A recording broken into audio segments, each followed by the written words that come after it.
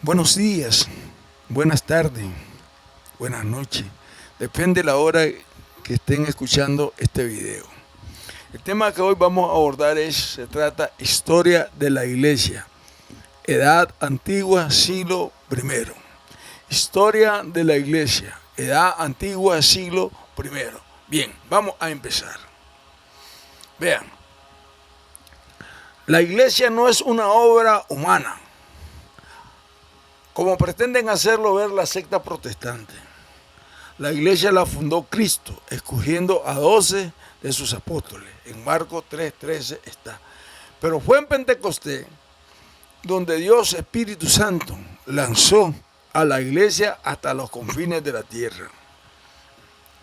Jesús había ascendido al cielo y el mensaje de los apóstoles no era otro que el que les dejó Cristo. Ellos fueron testigos privilegiados de cuanto hizo y dijo el Hijo de Dios. Mi nombre es Ángel Gallo, soy laico, católico, nicaragüense. Y antes de empezar, pongámonos en las manos del Señor. Amado Señor Jesús, gracias por darme la oportunidad de vivir un día más, por permitirme seguir disfrutando mi familia y mis hijos, mi vida. Y por favor regálame tu bendición cada día más y no te apartes por favor de mi lado, que así sea. Amén. Bendito seas y alabado Señor Jesús, hoy y siempre por los siglos de los siglos. Amén, amén y amén. Quiero que sepan que ese día de Pentecostés en Jerusalén, ante los peregrinos y judíos reunidos en ocasión de la fiesta, Pedro proclamó la buena nueva y se hicieron bautizar 3,000 personas. Había nacido la iglesia católica misionera. En poco tiempo la iglesia contaba con unas 15,000 personas. Jerusalén no contaría en esa fecha con más de 50,000 almas. Esto fue un hecho casi único en la historia, un regalo del Espíritu Santo. Y de ahí en adelante, ni paganos ni judíos se convertirían masivamente. La evangelización fue un trabajo lento, palmo a palmo, de hombre a hombre.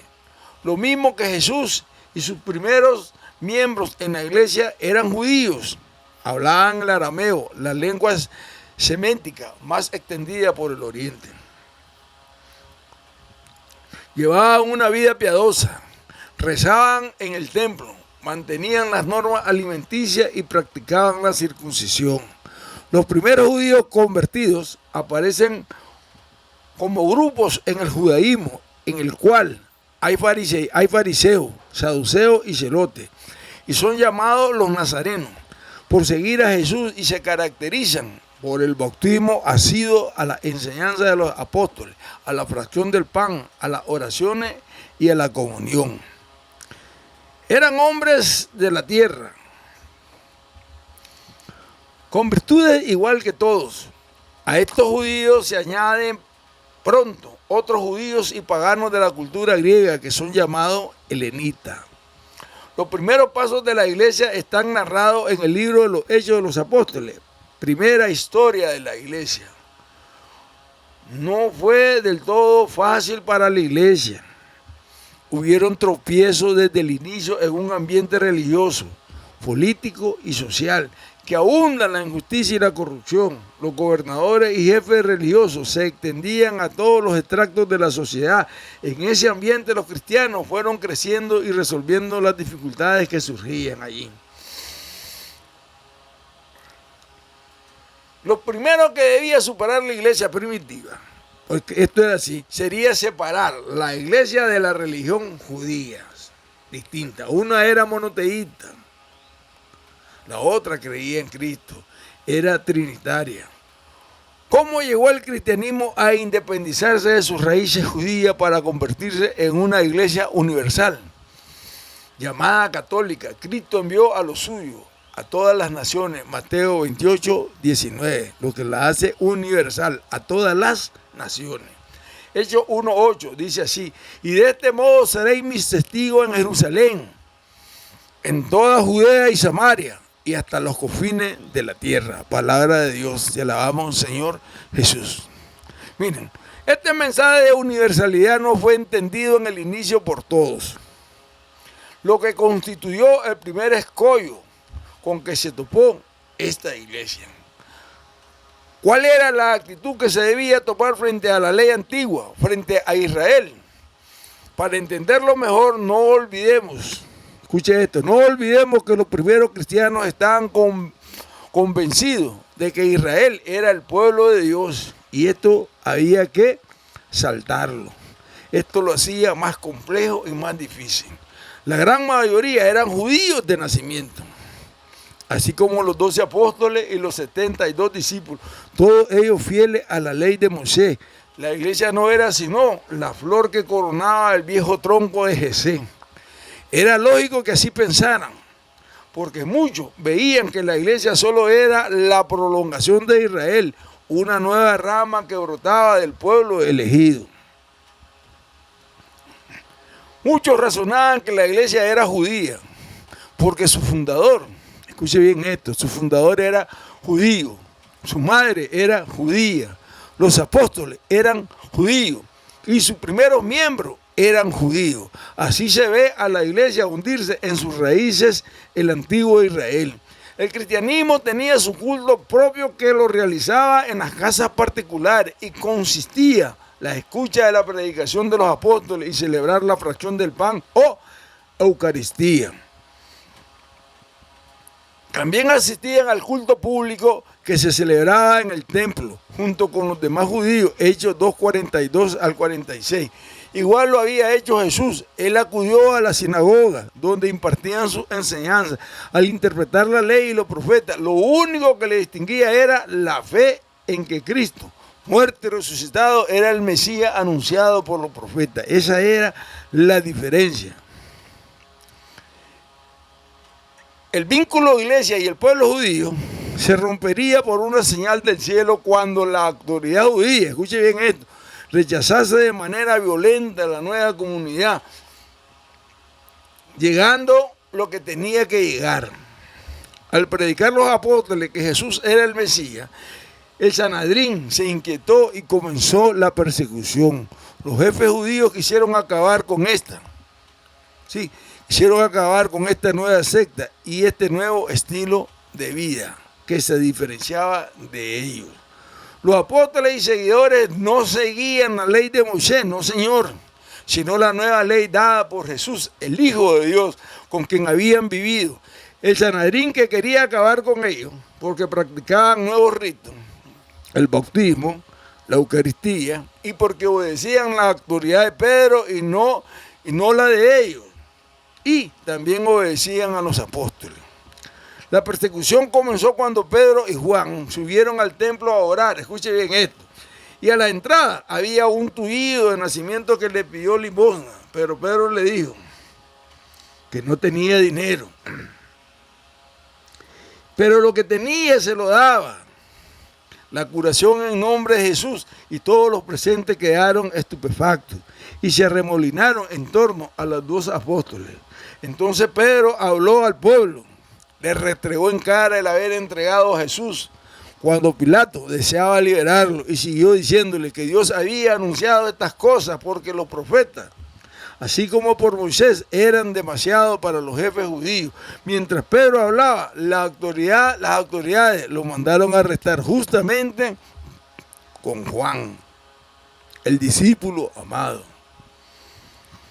ordenando que fuesen conducidos al día siguiente a la presencia del consejo. Pero al comparecer ante el tribunal, Pedro no se amilanó en nada, confesando tajantemente que no había otra salvación sino en Jesucristo. Piedra angular rechazado por la sinagoga, empezando así a desencadenar la persecución. Miren, aquí aparece Esteban, que fue el primer mártir. Murió por su fidelidad a Jesús en el año 36. Y entre estos fariseos convencidos, ¿sabe quién estaba? Saulo de Tarso, quien posteriormente Jesús, camino a Damasco, se le apareció y le mostró el nuevo camino a seguir. Y a raíz de ese encuentro, Saulo o Pablo se convirtió, se hizo bautizar y por gracia de Dios llegó a ser el apóstol de los gentiles, es decir, de los paganos. Otras dificultades que hubo que afrontar: se suscitó una discusión entre los primeros cristianos y de origen judío, quienes creían en Cristo. Pedían el bautismo y algunas prácticas y costumbres judías como la circuncisión y el no comer carne de cerdo ni sangre. Pero Pablo y Bernabé se opusieron diciendo que bastaba la fe y el bautismo. La disputa llevó a los apóstoles a Jerusalén. Y ahí, inspirados por el Espíritu Santo, dieron la razón a Pablo. Ahora, los helenistas se quejaron de que sus viudas eran mal atendidas en las distribuciones cotidianas de los alimentos. Los apóstoles eligieron a 7 hombres llenos del Espíritu Santo para imponerle las manos y dedicarle ese servicio.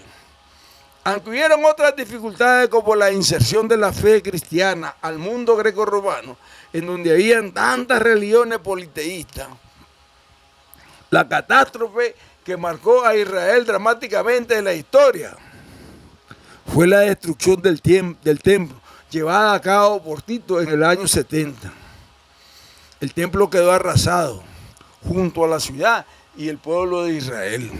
Los judíos lograron reorganizarse, pero años después el emperador romano envió al general Julio Severo, que aniquiló toda resistencia judía y fundó una colonia romana, donde los judíos no podían poner el pie. Fue el golpe mortal. Destruida Jerusalén y el templo, se desmoronó la moral del pueblo judío y los símbolos visibles de la antigua alianza desaparecieron en su totalidad. Pero lo interesante, oigan esto: Dios hizo surgir un huracán, una tormenta, a Pablo de Tarso, que viajó por Asia, Grecia, Roma y otros sitios. Él funda numerosas comunidades eclesiales, sufre hambre, cárcel, tortura, naufragio, peligro, pero tiene una obsesión: predicar a Cristo. Toda su labor evangelizadora quedó plasmada en sus cartas en el Nuevo Testamento. Ante la expansión del cristianismo, el Imperio Romano tuvo miedo. Varios emperadores se sirvieron de cualquier catástrofe para echar la culpa a los cristianos, sin causa justa para perseguirlos. Resulta también irónico en la historia que el mayor perseguidor del cristianismo, el Imperio Romano, sea el creador del derecho civil. Increíble. ¿Cuándo empezaron las persecuciones del Imperio Romano? La primera con Nerón, que incendió Roma, años 54-68 aproximadamente. Expuso a los cristianos a los mordiscos de la fiera, crucificó a muchos de ellos y los cubrió de resina y brea para que sirvieran de antorcha que iluminarían el circo de Nerón, hoy la plaza de San Pedro. En esta persecución de Nerón murió crucificado Pedro, año 64, el primer papa de la Iglesia Católica. Y en el año 67 Pablo fue decapitado. Ambos, Pedro y Pablo, fueron primeramente encerrados en la cárcel mamertina. Más tarde fueron muriendo los demás apóstoles, algunos de ellos martirizados según cuenta la tradición. Otra de las persecuciones fue la del emperador Domiciano en el año 92 después de Cristo, en la que murieron muchos y otros torturados. Entre ellos Juan, el discípulo amado, fue metido en una caldera de aceite hirviendo. Esto lo cuenta la tradición, no está en la Biblia, pero salió ileso y fue desterrado a la isla de Pasmo. Ahí escribió el Apocalipsis, en Efeso, su evangelio y las 3 cartas según la tradición, y murió alrededor del año 101 después de Cristo. Desde este siglo se dan las primeras herejías. Estas han sido una ola interna que siempre han amenazado la nave de la Iglesia Católica. Estos herejes, dice Juan, salieron de entre nosotros, pero no eran de los nuestros. Primera de Juan 2, verso 19. Significa que eran cristianos, pero de nombre. Pero no eran verdaderos. ¿Qué herejía abortaron en este siglo? Vamos a nombrar algunas. Primero tenemos los judaizantes. Judíos que después de bautizados exigían a los demás la circuncisión y otras prácticas judías como necesaria para la salvación. 2. Ebionistas. Estos eran judaizantes que afirmaban que la salvación dependía de guardar la ley mosaica, considerando a Jesús como un simple hombre, hijo por naturaleza de padres terrenos. Jesús, por su ejemplar santidad, había sido consagrado por Dios como Mesías el día del bautismo y animado por una fuerza divina. La misión que recibió sería la de llevar al judaísmo al culmen de su perfección. Pero la plena observancia de la ley mosaica para ganar a los gentiles para Dios, esa misión la habría cumplido Jesús con su enseñanza, pero no con una muerte redentora, pues el Mesías se habría retirado del hombre Jesús al llegar a la pasión. La cruz era escándalo para esos judaizantes. Rechazaban el punto esencial del cristianismo, el valor redentor de la muerte de Cristo. Así pensaban estos ebionistas. Ahora, tercero, tenemos a los gnósticos. Aquí, con esto cayó San Agustín. Los influidos por cierto misticismo difundido en el ambiente hebreo, por el dualismo del Zoroastra persa y por la filosofía platónica, buscaban resolver el problema del mal entre Dios, que es bueno, y la materia, que es mala. Están los eones. Uno de esto toma la apariencia de Jesús, pero solo la apariencia. La salvación consiste en liberar de la materia el elemento divino. Esto solo lo podrían hacer los espirituales, gracias al conocimiento secreto y superior que Jesús les había comunicado. Mentiroso. Ahora tenemos a los maniqueos. Gnósticos persas de moralidad severa. Creían en dos principios creadores, el creador del bien y el creador del mal, que siempre está en pugna, y cayeron en la mayor disolución. ¿Qué hizo la iglesia ante la oposición de los fariseos y del Sanedrín? Ellos impedían a los apóstoles predicar en nombre de Jesús, pero los apóstoles obedecían a Dios antes que a los hombres. Fueron presos, asustados, y al quedar libres, salían gozosos por haber padecido por el nombre de Jesús. El discurso de Esteban ante el Sanedrín fue la gota de agua que colmó la medida. Un arrebato de furor sacudió a la asamblea, que arrastró a Esteban fuera de la ciudad y le dieron muerte a pedradas. Esta persecución obligó a muchos discípulos a huir de Jerusalén, y gracias a estos hechos se abrieron nuevos caminos a la predicación evangélica. ¿Cómo reaccionó la iglesia? ¿Cómo reaccionó ante la destrucción de Jerusalén y el templo? Se dispersaron por toda la geografía del Imperio Romano: Antioquía, Efeso, Tesalónica, Corinto, Chipre y Roma, etc. Este hecho, conocido como la diáspora, ya había comenzado antes de Cristo, pero se intensificó con la caída de la ciudad santa. Fue a ellos a quienes Pablo predicó primeramente el Evangelio. Pero como muchos se cerraron en banda y no quisieron creer en Jesús como el Mesías preanunciado por los profetas, muchos griegos se convertían y recibían el bautismo. De esta manera, los apóstoles no abandonarían la oración y la predicación. Otro problema que surgió: ¿qué cargas imponer a los paganos convertidos? La solución de convocar el Concilio de Jerusalén, año 51 después de Cristo, declaró que no se les impondrán las prescripciones judías. No debe haber más ley que la ley de Jesucristo. Y así la fe de Cristo se iba desligando del judaísmo y se abría una nueva visión universal, sin necesidad de sufrir un trasplante cultural para alcanzar el Evangelio. Fue Pablo que más luchó por la unidad de los primeros cristianos, judíos y paganos. Su ímpetu evangelizador era imparable y poco a poco fue formando pequeñas comunidades de cristianos.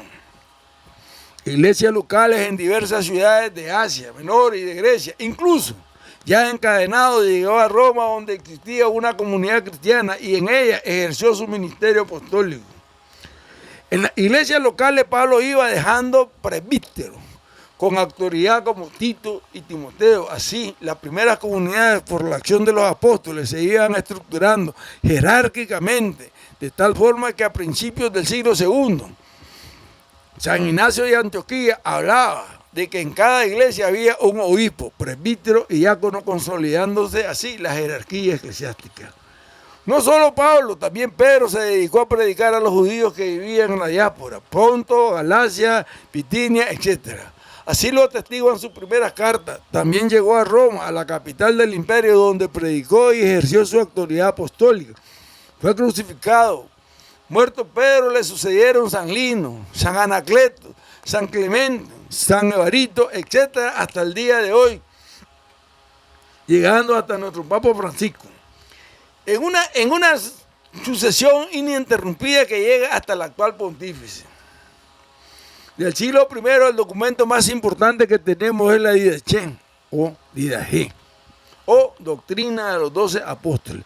Este documento, junto a dos cartas de San Clemente Romano y la llamada Epístola de Bernabé, son hallazgos valiosos de los tiempos modernos, referente a la primitiva literatura cristiana. Apareció en un códice en 1873. Encontrado en la biblioteca del Hospital del Santo Sepulcro de Constantinopla por el arzobispo griego Filoteo Brenno. Se ignora quién fuera el autor, pero la doctrina es netamente evangélica. Sabemos que el autor sería algún apóstol fundador de una iglesia o alguno de sus discípulos. La fecha exacta de su composición se ignora, pero se calcula hacia el año 70 o 90 aproximadamente, después de Cristo.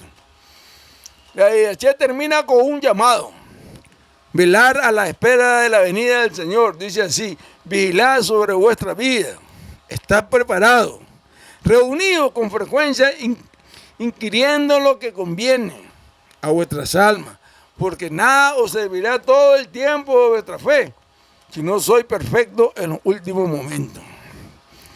Justamente a este documento aparece otro similar, llamado Discurso Adiogneto. En la era apostólica se aplicaban los sacramentos en cuanto a su esencia, pero no en cuanto a su forma o modalidad, pues no había ritual fijo. Se practicaba el bautismo incluso a los niños y se hacía por inmersión. Se ungían a los bautizados para comunicarle el Espíritu Santo y se le admitía la Eucaristía. Eran los sacramentos de la iniciación. También practicaban la confesión.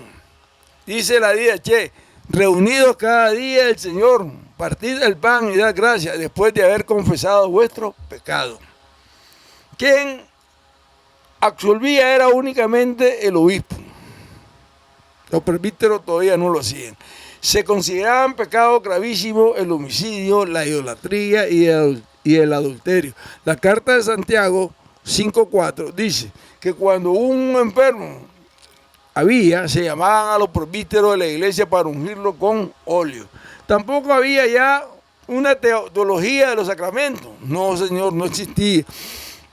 Ni se había fijado su número.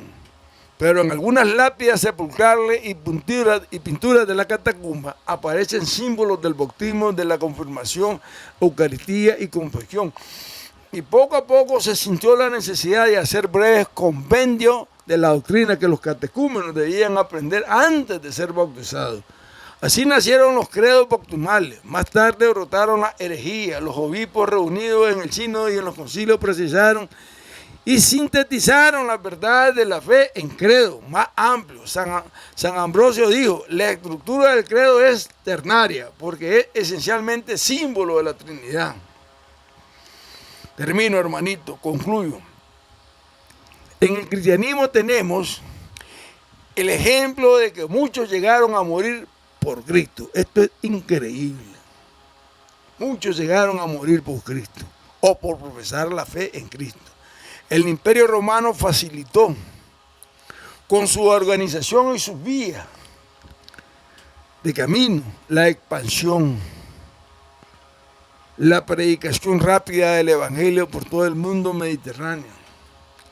Pero lo más importante de todo, escuche esto, es que el Evangelio responde a una espera profunda de los hombres.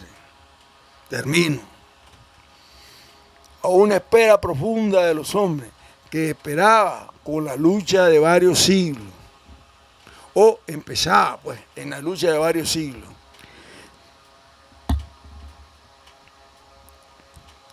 Esta lucha del Imperio Romano contra los cristianos, pero también el atractivo cada vez mayor del Evangelio.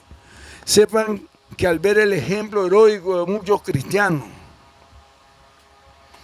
esto es importante, porque aquí termino.